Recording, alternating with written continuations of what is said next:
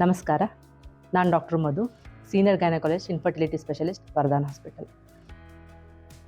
ಇವತ್ತಿನ ಟಾಪಿಕ್ ಬಂದುಬಿಟ್ಟು pregnancy 35 years of age group and above ಅಲ್ಲಿ ಏನೆಲ್ಲ ಕಾಂಪ್ಲಿಕೇಶನ್ಸ್ ಆಗ್ಬೋದು, ಏನೆಲ್ಲ ಮ್ಯಾನೇಜ್ ಮಾಡ್ಬೋದು ಅನ್ನೋದು ಸ್ವಲ್ಪ ಮಾಹಿತಿ ನಾನು ನಿಮಗೆ ಕೊಡ್ತೀನಿ. Age group of 35 years and more ಅಂದರೆ ಇವ್ರಿಗೆ ಏನಂತೀವಿ ನಾವು ಹೈ ರಿಸ್ಕ್ ಕ್ಯಾಟಗರಿ ಅಂತ ಹೇಳ್ತೀವಿ. ಸೊ ಪ್ರೆಗ್ನೆನ್ಸಿ ಇವ್ರಿಗೆ ಈ ಏಜ್ ಗ್ರೂಪಲ್ಲಿ ಆದರೆ ಎಲ್ಡರ್ಲಿ ಗ್ರಾವಿಡಾ ಅಂತ ಹೇಳ್ತೀವಿ. ಏನಕ್ಕೆ ನಾನು ಈ ಟಾಪಿಕ್ ಬಗ್ಗೆ ಅಷ್ಟು ಸ್ಪೆಸಿಫಿಕ್ಕಾಗಿ ಚೂಸ್ ಮಾಡಿದ್ದೀನಿ ಅಥವಾ ಮಾಹಿತಿ ಕೊಡಲಿಕ್ಕೆ ಇಷ್ಟಪಡ್ತೀನಿ ಅಂತಂದರೆ, ಈ ಏಜ್ ಗ್ರೂಪಲ್ಲಿ ಪ್ರೆಗ್ನೆನ್ಸೀಸ್ ತುಂಬ ರೀಸೆಂಟ್ ಎರಲ್ಲಿ ಜಾಸ್ತಿ ಆಗ್ತಾ ಇದೆ. ಮುಂಚೆ ಹೇಗಿತ್ತು ಅಂದರೆ by age of 14 years marriage ಎಲ್ಲ ಮಾಡಿಬಿಡ್ತಾಯಿದ್ರು. So by 16 years or by 18 years ಅವ್ರ ಫ್ಯಾಮಿಲಿ ಎಲ್ಲ ಕಂಪ್ಲೀಟ್ ಮಾಡ್ತಾಯಿದ್ರು. ಬಟ್ ಇವಾಗ recently things have changed. ಏನಕ್ಕೆ ಅಂದರೆ, one is because couples are concentrating more towards education, towards their career, late marriages. So ultimately they come to infertility hospitals for their conceivement. So by the time conceivement aadre they get pregnant by almost around 34-35 years of age group alli. So ಅದಕ್ಕೆ ಆ incidence around 35 years of age group ಇನ್ಸಿಡೆನ್ಸಲ್ಲಿ ಜಾಸ್ತಿ ಆಗ್ತಾ ಇದೆ ನಮಗೆ. So ಏನೆಲ್ಲ complications ಆಗ್ಬೋದು 35 years of age ಗ್ರೂಪಲ್ಲಿ ಆದರೆ, ಒನ್ ಈಸ್ ಅಬಾರ್ಷನ್ ಅಥವಾ ಮಿಸ್ಕರೇಜಸ್ ಅಂತೀವಿ. ಬಿಕಾಸ್ 35 ಇಯರ್ಸ್ ಆದಮೇಲೆ ಏನಾಗುತ್ತೆ, ಹಾರ್ಮೋನ್ಸ್ ವೇರಿಯೇಷನ್ಸ್ ಜಾಸ್ತಿ ಆಗುತ್ತೆ. ಸೊ ಅದರಿಂದ ಅಬಾರ್ಷನ್ಸ್ ಅಥವಾ ಮಿಸ್ಕರೇಜಸ್ ಆಗೋ ಚಾನ್ಸಸ್ ಜಾಸ್ತಿ ಇರುತ್ತೆ. ಎರಡನೇದು ಬಂದುಬಿಟ್ಟು BP ಬರೋ ಸಾಧ್ಯತೆ ಜಾಸ್ತಿ ಇರುತ್ತೆ. ಸೊ BP ಅದರದ್ದೇ ಓನ್ ಸೆಟ್ ಆಫ್ ಕಾಂಪ್ಲಿಕೇಶನ್ಸ್ ಇರುತ್ತೆ. ಲೈಕ್ IUGR ಅಂದರೆ ಇಂಟ್ರಾಯೂಟ್ರೈನ್ ಗ್ರೋತ್ ರಿಟಾರ್ಡೇಷನ್. ಸೊ ಮಗು ಬೆಳವಣಿಗೆ ಸ್ವಲ್ಪ ಕಡಿಮೆ ಆಗೋ ಸಾಧ್ಯತೆ ಇರುತ್ತೆ. ಇನ್ನೊಂದು ಅಬ್ರಪ್ಷೋ ಪ್ಲಾಸೆಂಟಾ ಅಂತಾರೆ. ಅಂದರೆ ನಾರ್ಮಲ್ ಪ್ರೆಗ್ನೆನ್ಸಿ ಡೆಲಿವರಿ ಆದಮೇಲೆ ಏನಾಗುತ್ತೆ ಅಂದರೆ ಪ್ಲಾಸೆಂಟಾ ನಾರ್ಮಲಿ ಸಿಚುವೇಟೆಡಿಂದ ಸಪ್ರೇಟ್ ಆಗಬೇಕು. ಆದರೆ ಇಲ್ಲಿ ಅಬ್ರಪ್ಷೋ ಪ್ಲಾಸೆಂಟಾ ಅಂದರೆ ಏನಾಗುತ್ತೆ, ಡೆಲಿವರಿಗೂ ಮುಂಚೆನೇ ಪ್ಲಾಸೆಂಟಾ ಸಪ್ರೇಟ್ ಆಗಬಹುದು. ಮೂರನೇದು ಬಂದುಬಿಟ್ಟು ಡಯಾಬಿಟೀಸ್, ಶುಗರ್ ಬರೋದು. ಶುಗರಿಂದ ಏನಾಗ್ಬೋದು ಕಾಂಪ್ಲಿಕೇಶನ್ಸ್ ಅಂದರೆ, ಮಗುದ ಬೆಳವಣಿಗೆ ಸ್ವಲ್ಪ ಜಾಸ್ತಿ ಆಗ್ಬೋದು, ಲೈಕ್ 4 kg ಆಗ್ಬೋದು.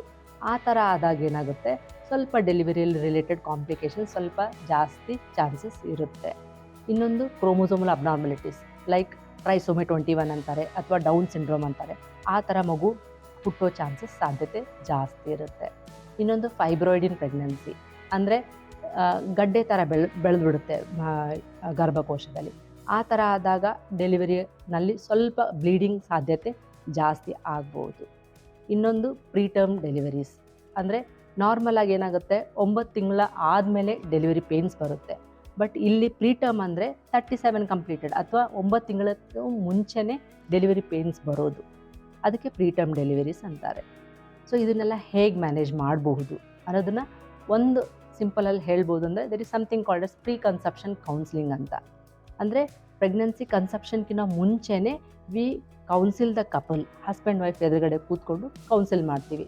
ಸೊ ಏನೆಲ್ಲ ಕಾಂಪ್ಲಿಕೇಶನ್ಸ್ ಆಗ್ಬೋದು, ಹೇಗೆಲ್ಲ ಮ್ಯಾನೇಜ್ ಮಾಡ್ಬೋದು during pregnancy, before pregnancy, during pregnancy, during labour ಅಥವಾ ಡೆಲಿವರಿ ಆದಮೇಲೆ ಏನೆಲ್ಲ ಕಾಂಪ್ಲಿಕೇಶನ್ಸ್ನ ಹೇಗೆಲ್ಲ ಮ್ಯಾನೇಜ್ ಮಾಡ್ಬೋದು ಅನ್ನೋದನ್ನು ನಾವು ಕಪಲ್ಸ್ಗೆ ಪೂರ್ತಿ ಮಾಹಿತಿ ಕೊಡ್ತೀವಿ. ಒಂದನೇದು. ಎರಡನೇದು, ಸಪೋಸ್ ಆ ಕಪಲ್ ಕನ್ಸೀವ್ ಆಗಿ ಬಂದರು. ಸೊ ಅವ್ರನ್ನ ಏನು ಮಾಡ್ತೀವಿ, we categorise them as high risk pregnancy ಅಂತ. ಅವ್ರನ್ನ ನಾವು ಎವ್ರಿ 2 ವೀಕ್ಸ್ ಅವ್ರನ್ನ ಫಾಲೋ ಅಪಿಗೆ ಕರಿತೀವಿ. ಸೊ ನೆಸೆಸರಿ ಬ್ಲಡ್ ಶುಗರು ಅಥವಾ ಯೂರಿನ್ ಆಲ್ಬುಮಿನ್ ಅಂತಾರೆ. ಸೊ ಅದನ್ನು ನಾವು ಫ್ರೀಕ್ವೆಂಟ್ ವಿಸಿಟ್ಸಲ್ಲಿ ನಾವು ಮಾಡ್ತಾ ಹೋಗ್ತೀವಿ. ಅಥವಾ ಇನ್ನೊಂದು 3rd ಮಂತಲ್ಲಿ ಒಂದು ವೇಳೆ ಹಿಸ್ಟ್ರಿ ಆಫ್ ಕ್ರೋಮೋಸೋಮಲ್ ಅಬ್ನಾರ್ಮಲಿಟಿ ಆ ಥರ ಏನಾದರೂ ಹೆದರಿಕೆ ಇದ್ದರೆ, so we go for double markers ಅಂತ ಮಾಡ್ತೀವಿ, NT ಸ್ಕ್ಯಾನ್ ಅಂತ ಮಾಡ್ತೀವಿ 3rd ಮಂತಲ್ಲಿ. ಇನ್ನೊಂದು ನಿಪ್ಟ್ ಅಂತ ಮಾಡ್ತೀವಿ. ಇದು ನಿಪ್ಟ್ ಅಂದರೆ ನಾನ್ ಇನ್ವೇಸಿವ್ ಪ್ರಿನೇಟಲ್ ಟೆಸ್ಟ್ ಅಂತ. ಸೊ ಮದರ್ದು ಬ್ಲಡ್ ತೆಗೆದು ಏನು ಮಾಡ್ತೀವಿ, ಸೊ ಅಲ್ಲಿ ಏನಾದ್ರದ್ದು ಮಗುದು ಅಬ್ನಾರ್ಮಲಿಟಿ ಏನಾದರೂ ಕಾಣಿಸ್ಬೋದು ಅಂಥೇಳಿ ಅದೂ ಮಾಡ್ಬೋದು. ಇನ್ನೊಂದು 5ನೇ ತಿಂಗಳಲ್ಲಿ ಅನಾಮಲಿ ಸ್ಕ್ಯಾನ್ ಅಂತ ಮಾಡ್ತೀವಿ. ಅದಾದಮೇಲೆ 7ನೇ ತಿಂಗಳು 8ನೇ ತಿಂಗಳಿಂದ ನಾವು ಡಾಪ್ಲರ್ಸು NST ಅಂತ ಎವ್ರಿ ಫ್ರೀಕ್ವೆಂಟಾಗಿ ಮಾಡ್ತಾ ಹೋಗ್ತೀವಿ. So we call them as high risk ಅಲ್ವಾ. ಸೊ 37 ಕಂಪ್ಲೀಟೆಡ್ ವೀಕ್ಸ್ ಅಥವಾ 9 ಮಂತ್ಸ್ ಕಂಪ್ಲೀಟೆಡ್ ಆದ ತಕ್ಷಣ ಅವ್ರನ್ನ ನಾವು ಅಡ್ಮಿಟ್ ಮಾಡಿಕೊಂಡು ಸೇಫ್ ಡೆಲಿವರಿಗೆ ನಾವು ಪ್ರಾಪರಾಗಿ ಪ್ಲ್ಯಾನ್ ಮಾಡ್ತೀವಿ. ಇದ್ರ ಬಗ್ಗೆ ಪೂರ್ತಿ ಮಾಹಿತಿ ಏನಾದರೂ ತಿಳ್ಕೊಬೇಕಾದ್ರೆ ಅಥವಾ ನಿಮ್ಗೆ ಏನಾದರೂ ಡೌಟ್ಸ್ ಇದ್ದರೆ ಕಮೆಂಟ್ಸ್ ಮಾಡಿ, ಅಥವಾ ಹಾಸ್ಪಿಟಲಲ್ಲಿ ಡೈರೆಕ್ಟ್ ವಾಕಿನ್ ಮಾಡ್ಬೋದು, ಅಥವಾ ಕೆಳಗಡೆ ಡಿಸ್ಕ್ರಿಪ್ಷನಲ್ಲಿ ಹಾಸ್ಪಿಟಲ್ ಅಡ್ರೆಸ್ ಕೊಟ್ಟಿದೆ, ನಂಬರ್ ಕೊಟ್ಟಿದೆ. ಸೊ ಪ್ಲೀಸ್ ಕಾಂಟ್ಯಾಕ್ಟ್ ಮಾಡಿ.